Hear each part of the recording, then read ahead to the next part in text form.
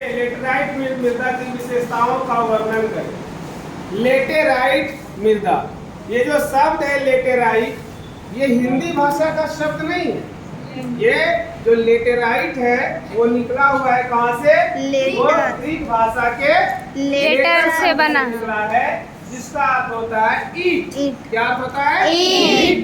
कच्ची ईंट जो आप लोग देखते हैं, ठीक है? Yes sir. कच्ची। अब यह मृदा पाया कहाँ जाता है? उष्ण एवं उपोष्ण कटिबंधीय जलवायु के क्षेत्रों में पाया जाता है। अब ध्यान दीजिए, उष्ण कटिबंधीय जलवायु उसको कहेंगे जहाँ पर की गर्मी बहुत ज्यादा रहेगी और फिर बारिश होगी, ठीक है? तो उसको कहेंगे उष्ण, इसमें आर्द्रता रहेगा। उपोष्ण वाला जो क्षेत्र रहेगा, ठीक है, वो शुष्क होगा, वह सूखा रहेगा और फिर वहाँ पर थोड़ा सा कम गर्मी रहेगा। कम गर्मी रहेगा तो कम वर्षा होगा, अधिक गर्मी रहेगा तो अधिक वर्षा रहेगा। तो ये उष्ण एवं उपोष्ण जलवायु का जो एक सम्मिलित क्षेत्र रहता है, उस भाग में कभी होता है आर्द्र, कभी होता है शुष्क। मतलब एक बार हुआ आर्द्र यानी वर्षा, एक बार हुआ शुष्क यानी सूखा, सूखा वर्षा, फिर सूखा, फिर वर्षा, फिर सूखा, फिर वर्षा, ठीक है?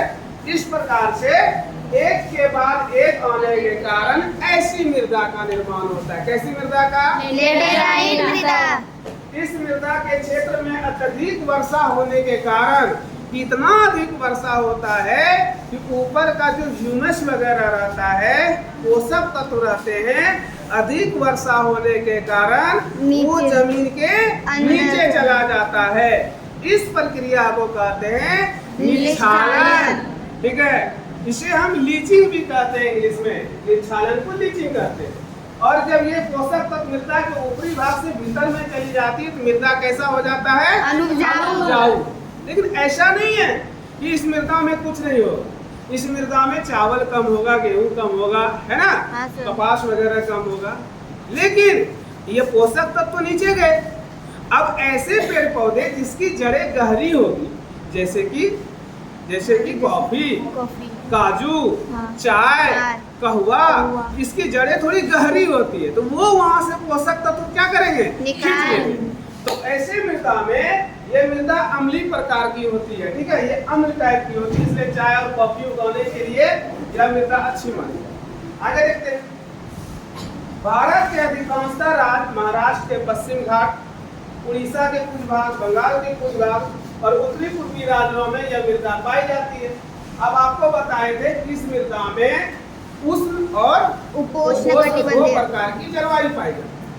जहाँ पर उष्ण जलवायु रहेगा वहाँ पर पर्णपाती वन पाए जाएंगे। पर्णपाती वन होते हैं जो एक ही साथ सारा पत्ता को क्या करेंगे? गिरा देंगे, ठीक है? इसको पर्णपाती वन। और सदाबहार वन कहेंगे जो सालों भर हरा भरा, ठीक है? तो लेटेराइट मृदा में पर्णपाती और सदाबहार वन दोनों प्रकार के वन पाए जाते हैं।